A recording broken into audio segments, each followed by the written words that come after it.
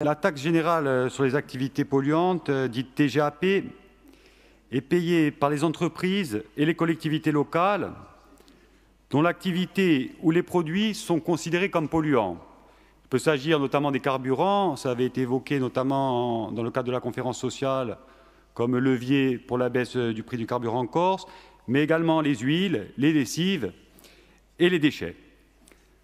L'objectif principal de cette taxe est basé sur le principe pollueur-payeur afin d'inciter les producteurs de déchets à privilégier des solutions plus vertueuses pour l'environnement et elle vise à favoriser la réutilisation, le recyclage et la valorisation des déchets plutôt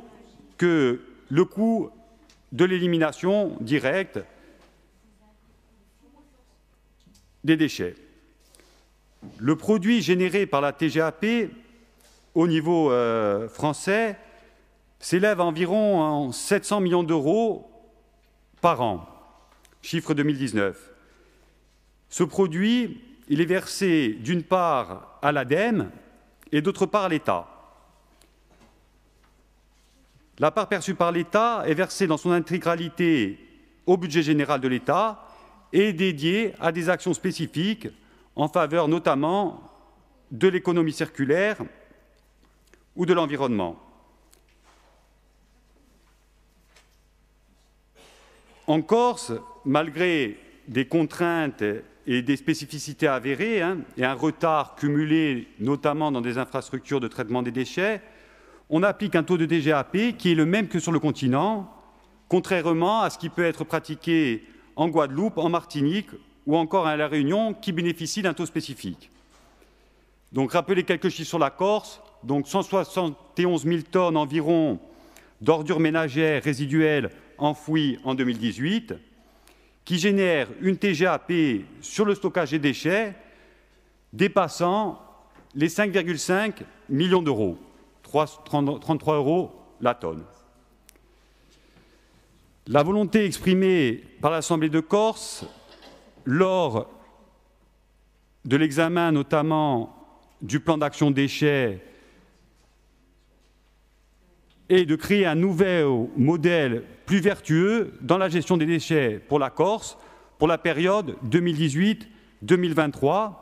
Mais pour cela, la nécessité d'avoir des besoins financiers importants a été actée, notamment pour la politique de généralisation du tri, déployer le porte-à-porte, créer des nouveaux centres de stockage ou encore pour valoriser et traiter localement les déchets, puisque la plupart des déchets valorisables, comme vous le savez, sont aujourd'hui exportés. Donc la nécessité reconnue de trouver de nouveaux financements qui permettront à terme de rattraper ces retards structurels en matière de gestion des déchets sans impacter le contribuable corse, qui était l'une des craintes exprimées notamment par les intercommunalités. Donc les dispositifs de cette motion, premièrement, demander à l'État que le produit de la TGAP prélevé en Corse soit reversé à la collectivité de Corse dans son intégralité et qu'elle soit ainsi fléchée, dédiée exclusivement au financement d'actions en faveur d'une gestion plus vertueuse des déchets et mandater le président du Conseil exécutif pour qu'il défende cette adaptation fiscale auprès du gouvernement lors des discussions, notamment celles relatives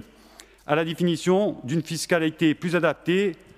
à nos réalités territoriales, économiques et financières. Je vous remercie.